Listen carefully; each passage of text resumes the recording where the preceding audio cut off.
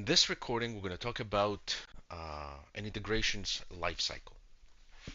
For that reason, we're going to navigate back to settings and we're going to go back under integrations.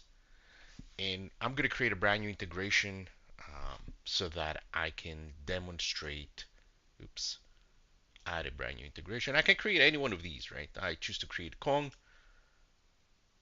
and I'm going to call it Kong-1 and I'm going to select a specific destination engine, and of course under advanced settings we can set up the host or the path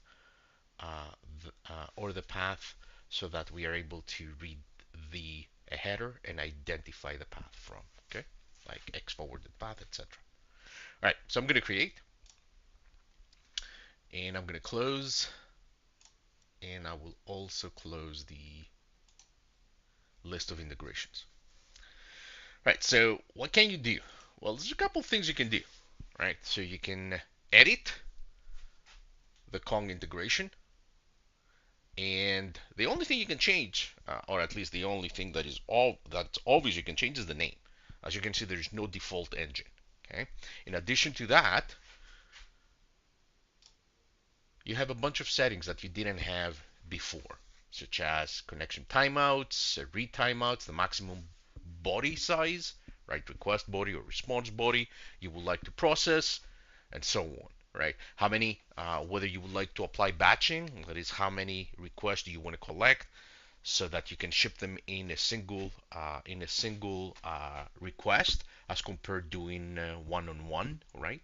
So that's going to reduce your I/O costs. It's going to make it a little more efficient, and so on. Okay. And the other thing is everything else you see here is relating to prevention, pretty much. Okay. And you have a warning. Make sure that if you modify these values, you don't affect unnecessarily your Kong gateway performance. Okay. All right. So that's one part. Now, I mentioned to you that there's no engine here, right? And again, the engine is the part of the no-name platform that is responsible for ingesting traffic, identifying APIs, and um, learning their behavior. Okay, so that it's able to capture abnormal behavior, right? Anomalous behavior. So that's the engine. But you don't see a setting right here. You can still change the engine, right? Even though the setting is not available from here. But where do you go to change the engine? Well, you go back, and I'm going to cancel this for a second. You go back to the plugin that you downloaded initially, right? So I'm going to download the plugin. Here it is. And I'm going to open this zip file. It's a zip file after all. And I'm going to navigate under Kong, plugins, no name security, and you will see a bunch of Lua files right here. This is how Kong plugins are written using Lua files. And there is a file specifically called schema Lua. And if I open this file, you will see in here that you have the no name engine URL. Okay, so you can come in here, change this URL to your target engine, or to your new engine, and reinstall the plugin. And now you can send traffic to a different engine. Okay, so that's how you can do it. Now, I understand you may not know how to do this. You may not be very familiar with whatever integration you're using. So if you don't want to do this on your own, which I don't recommend you do this on your own, open a support ticket and we're going to help you out.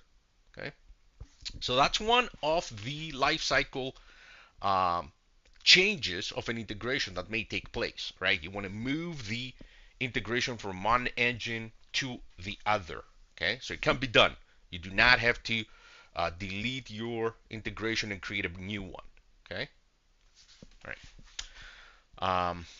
So I'm going to close this as well. The other lifecycle changes is what's going to happen if I remove this integration, right? So you can go ahead right here and remove the integration, delete it, okay? And if you delete it, now you will be asked, do you want to remove all the related APIs? And if you had related findings and incidents, do you want to remove those too? So the only thing you need to do is select and delete. But please keep in mind, the only thing you're doing is you're deleting the integration from no name site. You're not deleting the integration from your Kong gateway site, right? So you have to go to Kong and remove the plugin as well, and only then your integration is fully removed. Okay, and I'm gonna delete, and voila, there you go. So these are pretty much the different changes in that you can perform in an integration. For all the other integrations, in all honesty, like workflows, the SSOs, and so on, the only thing you need to do is go and make the changes you need from within the no-name platform. Okay. With this, we have concluded this recording.